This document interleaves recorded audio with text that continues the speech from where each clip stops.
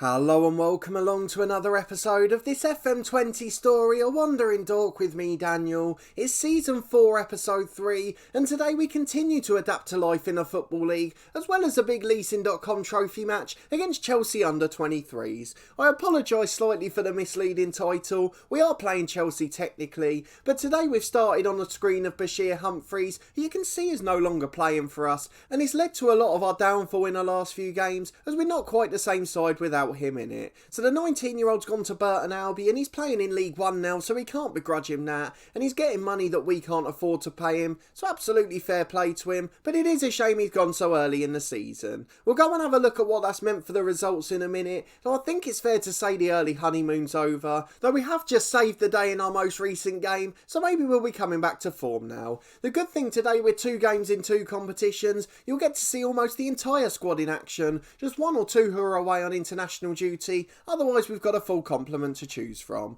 We've got a few transfers to go through as well, which is always exciting at the end of the window. We were one of the sides that had to panic on deadline day, so we've got a bit more action than we'd intended. But let's go and have a look at the home screen to see how we're getting on. As we come into October and a quarter of the way through the season, we're sitting comfortably in 16th place, and what we're really lucky to have is 2 sides struggling so much at the bottom. Yeovil are bottom on 7 points, their goal difference is atrocious, largely due to us. You can see we've just beat them 5-0 at the weekend, which did get us back to form after a poor little run. Wrexham are on 8 points, so it's given us that 7-point cushion, but aside from those 2 it's pretty tight, just 4 points separating us and 22nd. But before we look at the results, we've got a few transfers to look at as well, and I was hoping to introduce one today on camera, but he's now away with Wales under 19, which of course shows he's a decent young talent, but does mean we're a little bit short in that area. So let's go and have a look at those transfers then. 2 players coming in on deadline day. The first was Thomas Anthony, that left back from Connors Key, on a free transfer. He's a really decent left back, 2.5 star ability, 4.5 potential. An 18-year-old, fits our tactic well, and I think he's going to become a superstar. He's got a decent personality and he's improving in training, and I think full-time football's going to help him immensely. But a player of this standard for £160 a week, we couldn't ask for much more really, and I know Connors Key isn't perhaps the best standard, but he has got a full season of football behind him.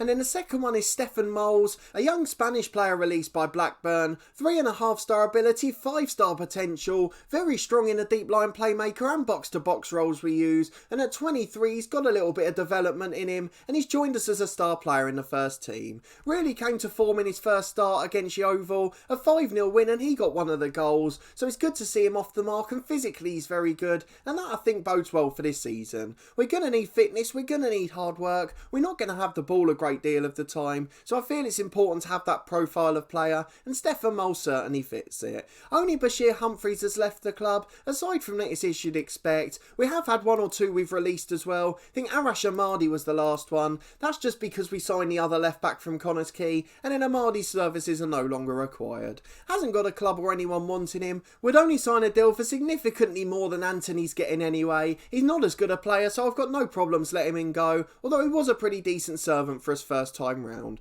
So a good player for us, made 22 appearances, and we wish him the best for the future, but we've certainly got an upgrade in that backup position, someone who can really challenge Jordan Samura. But let's go and have a look at the schedule, and my word, things have taken a downward spiral. Until this Yeovil game, things have been looking disastrous. We were actually just 4 points off the bottom 2, of course. You're with me for that brilliant 0-0 draw against Blackpool, which was followed up by our reserve team losing against Forest Green. You'd expect that in this trophy, we're not too worried about it, but getting to play Chelsea is something we've got to show. We'll also have the Wycombe game on camera as well. They're a really good side up in the playoffs, so that's going to be another tough test, but the good news is we've got a goal scorer. As you saw, Whittaker's the 2nd top scorer in the league, though unfortunately that was 2 hat-tricks, so he hasn't really been scoring in many of the matches. But into September, a poor run in the league. Started with a 0-0 draw against bottom at the league Cambridge at the time. Yandolo missed a penalty and we weren't particularly good. Fabio Lopez picked up a knock as well. Then at home to Plymouth a week later, a 1-0 defeat courtesy of an early goal, followed by a 3-2 defeat against Grimsby. We were 2-1 up with 5 minutes to go and somehow managed to throw it away. Akinde scored a wonderful goal from 40 yards in that match, although that's not a surprise, he's a very good player.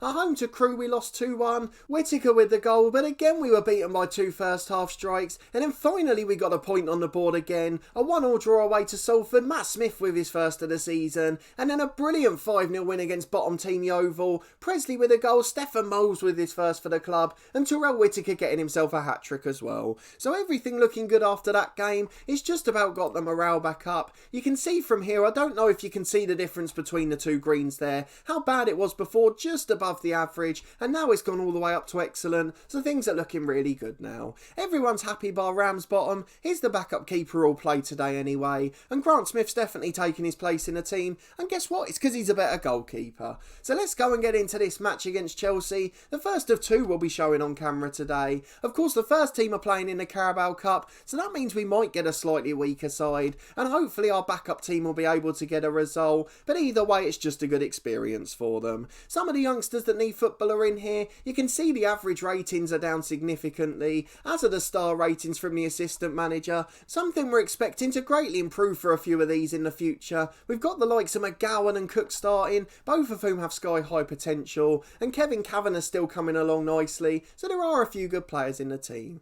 So we've got Ramsbottom in goal, Henley's coming in at left back, the third choice fullback this year, McGowan at right back, O'Dwyer and Harbottle in the middle, O'Dwyer staying at the club due to Humphreys leaving, Wright and Hondermark in central midfield, Georgie and Kavanagh on the wings, and then Cook up front with Cameron Archer. Hopefully he'll get back to scoring ways. So let's go and get into this game against Chelsea and see if we can get a good result in the Cup. Well, a 4-3-3 for Chelsea, a few different names in there, I don't really recognise any of them, only 4 that aren't regens. I think that's Jamie coming in goal, is it? I'm sure I recognise that name, but I can't remember where from, so it may just be a complete coincidence. The best way to learn is to get into this game. We'll tell the lads to pick up where they left off against Yeovil, although it's a completely different 11, hopefully the outcome will be the same. Into the first half, we're still on key highlights, so let's see if we can create anything special in the first half. Well, the answer to that question might be no. 3 chances, but we haven't seen any on camera, and we're back at the half an hour mark for our first chance. It does look like we've had the slight better of the game, though we're getting beater on the counter here. I was convinced that was going to be our attack, but Burrell's in. Good save first time, the rebound's tapped into the empty net.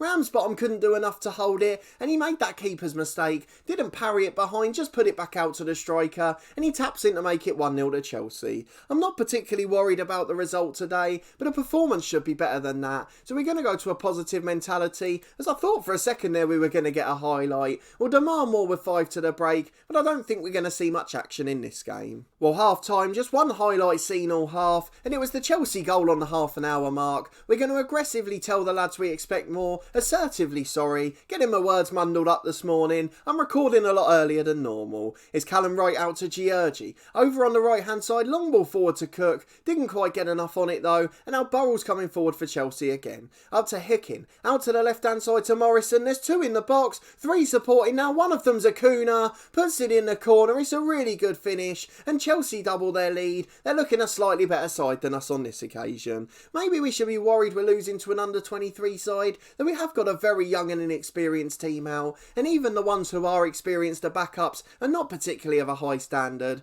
So again, I'm not going to lose any sleep over it, but it does show if we have an injury crisis this year, we're going to be in all sorts of trouble. It's McGowan at right back with the ball, just 2 minutes into the second half still. It's up to Cook, he holds it up well and finds Callum Wright in the middle. Back to Hondermark, long ball over, Cook's in 1-on-1 here, has to finish but his shot's so tame. There's the difference in quality. Burrell in the first half forced the keeper into a good save, whereas Cook just gave him a back pass. Georgie into the box, O'Dwyer flicks on, falls for Hondermark who volleys in, on his left foot, a brilliant finish, and now we've got a chance to get back into it. The deficit's halved, Hondermark steps up, probably the best player in this backup team. Him and Archer have got to lead the way, although Archer's been very quiet so far. An hour gone, we'll think about subs in a moment. In fact, let's just go and make some now, as I can see Kevin Kavanagh's ratings dropped. So time for changes, 2 of them I'm going to make at the moment. Kavanagh's had a poor game, Yandolo's on for him. Stefan Mole still needs a little match fitness. He's going to replace Callum Wright in the box-to-box midfield role. And then we're going to leave the last one for 5 more minutes. Terrell Whittaker's there if we need a goal. Let's get back into it, see if we can create anything.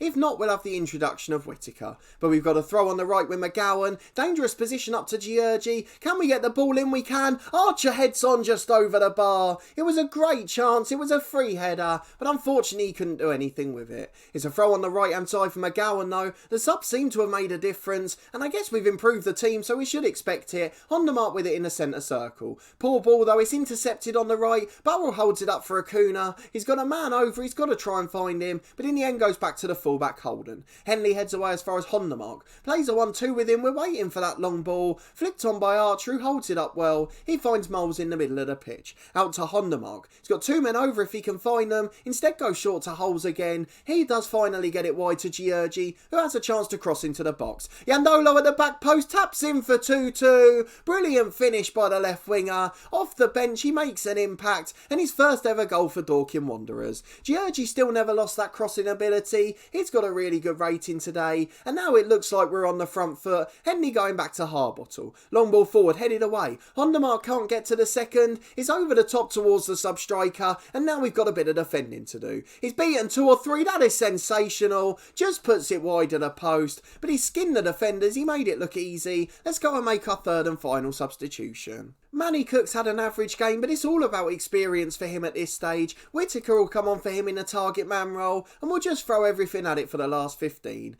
We're going to go and demand more, I think. Just 10 or so minutes to go, and let's see if we can create something. No, we're at the other end. Brookin heads it over from 2 or 3 yards. It was a free header. He really should have scored it, but we're not going to complain if we can get a point. Yandolo's off injured, and that's a bit of a concern. The problem when you play a first team member, we can't have any more subs, so we're not going to be able to do anything. We'll just have to leave it how it is for the last few. Into stoppage time, 6 minutes added on. Yandolo's injury really a concern, and unfortunately that might affect the weekend. It could be an issue for us going into that game. But in terms of this one, we do have the penalty shootout at the end to decide who gets 2 points and who gets 1. We've only got 2 good penalty takers, the rest are absolutely woeful, so we'll just go and get into it. Whittaker and Archer will be given a chance. We don't care about the rating, they're good finishers with composure, and hopefully they'll be able to get the goals for us. And aside from that, we're not expecting much. We can see there's a bit of a deficit in ability. So let's get into the shootout and see who gets the winners. I'm sure it'll probably be this Chelsea side. Philp steps up first. Can Ramsbottom save? He does, down to his left. Brilliant save by the backup keeper,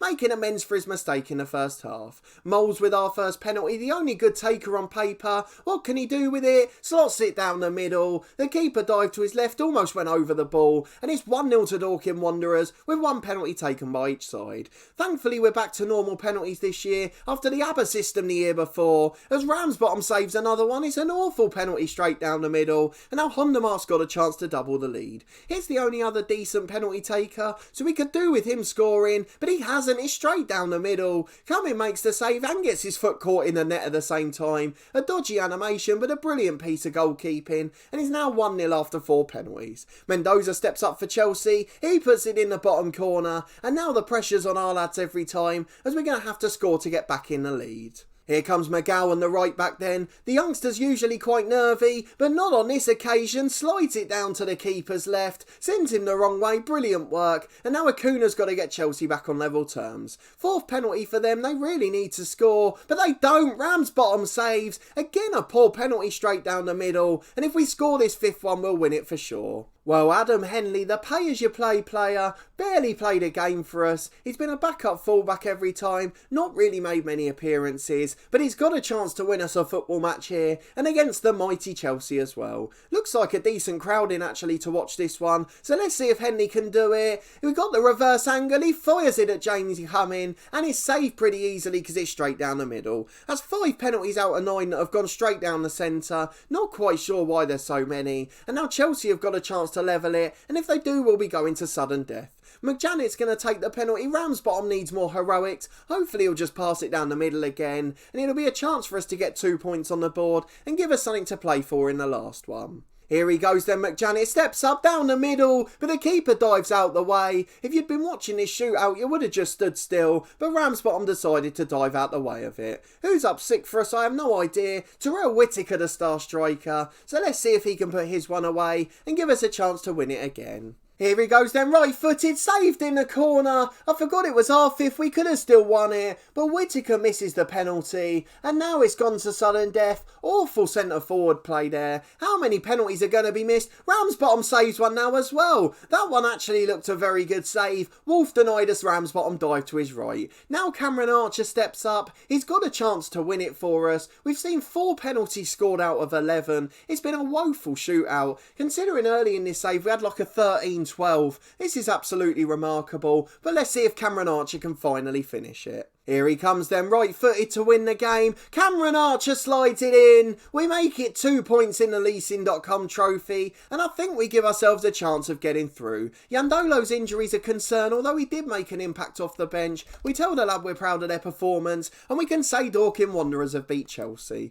Let's quickly have a look at the group to see what the result is. I've no idea which one we're in actually. Where are we there? Can anyone see us? It would have helped if we were in the southern section, wouldn't it? Look at how close our group is. I don't know why it's showing us the northern group first when we're playing in the southern competition, but there we go, we're on 2 points, Cheltenham Forest Green on 3, Chelsea on 4, so it's all to play for on the last day, and we make 11 grand for winning that match. Yandolo's out for 2 to 3 weeks, so we'll definitely miss the weekend, and we'll be back in a moment to play that game with a completely rotated side. Well, 4 days later, back to league action. We're away to Wycombe Wanderers. A lovely ground they've got. We were there in recent weeks for a match day vlog. You can check it out in the eye above as part of our podcast. We went for an FA Cup tie. It was a brilliant evening out. So really fond memories of Wycombe Wanderers. Their hospitality's absolutely brilliant. They're heavy favourites as you'd expect. Playoff chasing against a relegation threatened side. Mark Cooper in charge, doing a decent job. And I'm sure they'll be fighting for the top 7 at the end of the season. For us, we've made 10 changes, just Kevin Kavanagh keeping his place, and that's only because of the injury to Yandolo. So we've got our strongest available 11 aside from that, with Grant Smith starting in goal,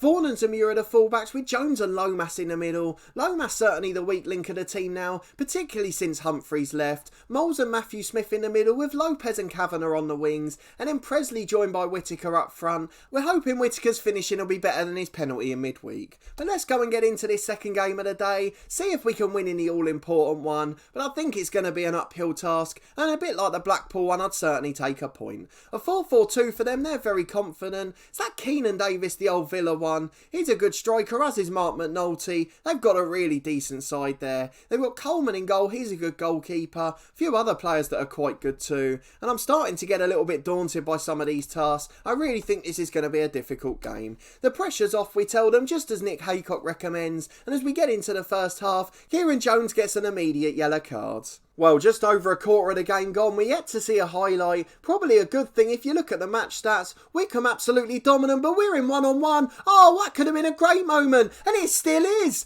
Coleman makes an awful mistake. Whittaker taps into the empty net on the second occasion. It was just a goal kick from Grant Smith. It bounced over everyone. The defence made all the errors, never let it bounce. Whittaker missed at the first attempt, but it was palmed straight back to him, and he taps it into the empty net, and we lead 1-0 and we're in again. Presley chasing the keeper. Coleman hacks it away. Lopez gets there on the right, and that goal seems to have given us a real boost. Into Presley, he's in one-on-one. Oh, that's an awful finish. A really great chance. He tried to go near post. If he'd gone the other side, it would have been in, or it would have been tapped back out to Whittaker. Long ball cleared by Giorgi or Lopez. I keep forgetting who's playing on the right wing today. I've said Giorgi twice now, I think. It's over to Parker on the left-hand side. Vaughan's made a mistake. Parker's in. It's a good save, but the rebound's tapped in by McNulty. The keepers just keep palming it out for tap-ins, but unfortunately that's all down to Ethan Vaughan. Caught on possession on the edge of his own box, he's going to have to take the blame for it. Although the match ratings have given it as Lomas's mistake, I don't think you can really blame him for that one. Matt Smith and Zamura playing a 1-2. Weird time to switch play there, not big fan of that, but it's back to Vaughan, and he clears long towards Presley. The target man holds it up for Lopez, back over the top to Presley. Can he finish this one? He can't. It's another good save. Whittaker can't quite get there for the rebound, and he's hacked away for a throw-in, but we're creating all sorts of havoc in behind. 10 to the break. This game's really come to life. Loads of highlights in the last 10 minutes. Wheeler picking it up on the right-hand side, and he's got a chance to cross with O'Shea. Into the back post, McNulty heads it in. How have two people lost that header? Lomas again is weak in the air, and unfortunately he's not just good enough for this level. Well, it's half-time, and if anyone was wondering why I was talking about Bashir Humphreys at the start of the game, and why it was such a shame to lose him, him. I think you've probably seen why there. Nick Haycock wants the lads to keep it up. They've played pretty well in truth, they've created chances, but Lomas has cost us a couple of goals. We haven't got another right-footed centre-half by O'Dwyer, who's fourth choice, and he's even worse, he's not good enough for this level, so we might just have to look at a free agent. If we can get someone in who's decent till January, probably do the job for us in fairness. As Wheeler switches it over, Lopez can't get there, Parker's got a chance to shoot. Oh, he's hit the bar from there! What a fantastic curling effort. It just hit the bar and went over, but it's certainly a warning sign from Parker. 10 gone in the second half. It's Zamura with a throw at left back into Kevin Kavanagh on the wing. He's not had a good game either, but there's no one to bring on for him. But hold on a minute, Moles has put Whittaker in, slides it through, and it's a good save from Coleman. Tip behind for a corner, more clear-cut chances wasted. Looks like the latest little update hasn't fixed that. An in-swinging corner from Matt Smith. He's had a poor game as well. Presley loses out in the air. Malley's got a chance to get it away, and in the end, Hack's clear for a throw-in. Well, just over an hour gone, we've not seen anything further, so let's go and make some substitutions. Matt Smith's going to be replaced by Honda Mark in the middle. In fact, no he's not, we're going to bring Callum Wright on. Stefan Moles will go into his preferred playmaker role, and hopefully those two can create some havoc. I'm going to bring someone on the left as well. I think Josh Georgie's the best option there. He's going to be an inverted winger on support, the role that we used to such effect last year, and then Lomas is going to be replaced by Harbottle, just because he's been absolutely woeful. Two left-footed centre halves, probably not the best idea, but with a quarter of the game to go, we've still got a chance here. It's only a 1-goal deficit at the moment. Into the back post, Keenan knocks down, Vaughan hacks it away long to Stewart, and he's brought it down for Malley. We're just running out of steam, and Pert Harris is going to get it wide here. Malley out to the right hand side to O'Shea, a chance to deliver to the back stick. Vaughan heads away, but only as far as Parker. He crosses to the back stick for Wheeler. He's headed in for 3-1, and again naivety and inexperience at the back, and it's cost us this 3 points as well. Wycombe are leading 3-1. We're not going to catch them from here. We'll demand more from the lads, knowing not to expect much. It looks like it's going to be 3 points for Wycombe. Pert Harris with a free kick into the box. Parker heads just wide. It's starting to get embarrassing now. We've run out of steam and we're hanging on for dear life, and it looks like Wycombe can make this 4 or 5. Out to McNulty on the left hand side. He goes down the line to Hannah. The substitute's got it into the box, though Vaughan does really well on this occasion. Long ball forward only finds Stewart. He finds Pert Harris in the middle, and O'Shea over to Keenan Davis. Vaughan again forced to hack away. Moles long downfield though. Whittaker's in. Can he finally score a 1-on-1? Again it's saved. That's 5 clear-cut chances. We keep creating brilliant opportunities, but we cannot finish them. It's so frustrating. I wish this bit of the match engine would be fixed. Georgie on the left-hand side to deliver. To the back post to Moles, who volleys. First one's blocked. Taz is the second. Falls for Callum Wright and now Moles again. Chance to get it back, but he's giving it away to Malley. And now Wycombe can counter in this end-to-end game. We're going to go attacking for the last few, see if we can get something out of it, but I think it's a little bit too late. We've wasted too many good chances. Well, there we go, full time, and that's what happens if you don't take 5 clear-cut chances. We lose 3-1 against a very good Wycombe side, but we certainly created enough chances to win. We'll tell the lads they were unlucky because the performance was alright. Some individual errors at the back, of course. Ethan Vaughan and Lomas mainly culpable. And we've also struggled to convert chances there. And Yeovil got a win to move up to 10 points as well. So don't be fooled. We're going to be in a relegation scrap unless we can find a really good centre-half. And I'm not quite sure what to do about the clear-cut chances. It's a massive problem in this game. And I don't think there's anything we can do about it. So I'm going to go off now and search for a centre-half. See who we've been scouting over recent months. Let's go and see who we'll be playing in the next episode though, and I think I'm going to leave it quite a while. So let's have a look at the schedule. We've got the FA Cup first round coming up, so I'm looking around this start of December time. Who are those first 3 games? Oldham, Cheltenham and Gillingham. Let's see who's the best there. So it looks like Cheltenham's going to be the relegation scrap out of those, so I think we'll probably come back for those ones. But if you did enjoy this episode and a double header in the 2 competitions, please put a thumbs up on the video. You've now seen pretty much all the squad, so let me know where you think the weakness is. I think it's pretty clear that we need to replace Humphreys, something we weren't able to do in the loan market. So plenty of work to do and a tough run of games coming up as well, so I'm really quite concerned for how the next few will go, but fingers crossed we'll be able to win 1 or 2 games, and that should be enough to keep our heads above the water. Let me know in the comments if you think there's anything we can do tactically. I'm tempted to drop those wingers back to the wide midfield areas now. It would really help us defensively, but I know it would take almost all of our attacking threat. At the moment when we counter, we have those 4 or 5 running forward, and it really does cause lots of problems, and on a few occasions like the Oval game where we do take our clear-cut chances, we always romp to a brilliant victory. Subscribe to the channel for daily FM20 content from my 2 long-term stories. The head coach will be back tomorrow at 4:30, and in this one again in 2 days' time. Hopefully we'll be out of the relegation scrap by then, but I've got a sneaky feeling that might not be the case. But either way, a massive thank you for watching this one as always, and your continued support with the series and channel, and I hope to see you next time for a big relegation 6-pointer as we try and keep our heads above the water in League 2.